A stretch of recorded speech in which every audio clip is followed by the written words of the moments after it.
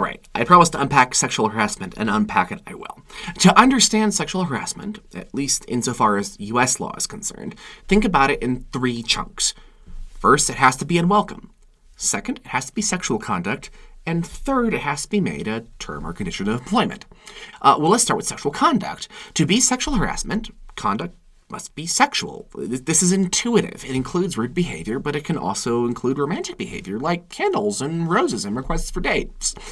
Second, the conduct must be unwelcome, and that also intuitively makes sense. If the behavior is not bothering you, then it's not impacting your job, and therefore the law does not care what you do with those rose petals. Of course, there might be other reasons to care. For example, if behavior violates your conduct policies or moral policies.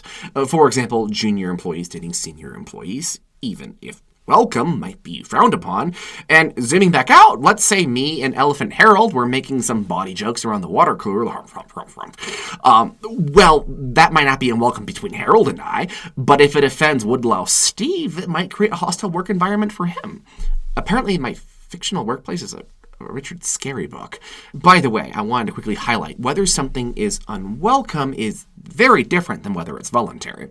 So, if Woodlouse Steve participates in my body chats with Harold around the water cooler, he may have volunteered to be there, but that does not mean he's welcoming what is happening while he is there. Conduct is unwelcome if you don't invite it and you don't want it to happen, aka whether the conduct was solicited and whether it was bothersome. And by the way, this can change after the fact.